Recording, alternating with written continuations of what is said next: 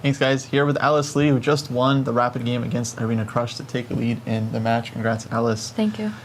First off, before we look at the game, I wanted to ask you about the first game. Were you surprised that Irina repeated in that position? Yeah, I felt like my position was harder to play, especially since she got like her f3, e4 in, and I don't think I had much counterplay.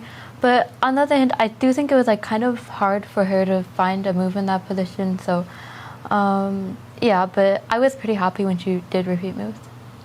Cool. Well, let's take a look at the rapid game. Of course, you won a very nice game just now. Started off here as Bogo Indian. And yeah, maybe I could ask you, how did you feel about your position after the opening? I thought it went pretty well because she was also spending a lot of time, so I felt a nice time advantage. I feel like I had a pretty big advantage out of the opening, but I kind of let it slip later when I allowed like c5. Because here, her bishop is just so bad, and she can't get any of the e5 or c5 breaks in. Right. Well, yeah, let's go a bit later. And yeah, she ends up getting this c5 in. But at what point did you think things started to look good for you? So when I played, actually I was a bit nervous here because after she played queen c7, queen e5, I thought she could maybe just take my pawn on h5, and it would go into, I'm not sure here, I think it'd probably be a slightly pleasant endgame, queen ending, but yeah, I calculated something with queen f7, queen c8, queen f8, and I think this should probably be a draw, even though of course it's easier for her to play. Like, I guess I do have maybe some queen c7, maybe back into like queen a8, I don't know, and then queen d5.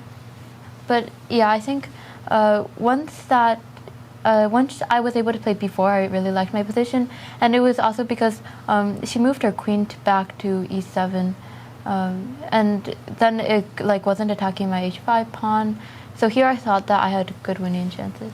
So all of a sudden, yeah, you're getting your b pawn, and yeah, I remember I was watching here, like queen b7. You hesitated on this move, right? Do you remember? Yeah, I was like, I wanted to, because actually here I was planning to play queen f5, but then I realized that she might have like some queen e6, which I thought it should still be okay. But then I saw this queen b7 idea. I was kind of hesitating because I thought like bishop takes h5. Originally I wanted to play bishop c6, like what happened in the game, but then I saw that she could play queen f8. And then here I was thinking, like, if I play b5, then does she have like queen c5 or queen a3? I don't think she has queen c5 because I have queen c8 and I pick up her queen. But otherwise, oh, that's a nice tactic. Yeah. Yeah, I was like looking queen a3, but I'm guessing that this should be still good for me, even if she does play queen a3. At the very least, actually, I have queen a8 and b6. Yeah, so here I was pretty happy because she doesn't have any like checks, and yeah, my bishop just defends everything. Well, great. Now you've got the lead in this match. 2 more games coming up. How do you rate your chances? I think the first day went pretty well. Like, I was able to survive the classical game with black, and then this rapid game, of course, went pretty well. But of course, it's not easy, and there are still 2 more games tomorrow. All right. Well, stay focused, Alice. We'll wish you the best of luck, and throw it back to you guys in the studio. Thank you, Kostya. Congratulations, Alice.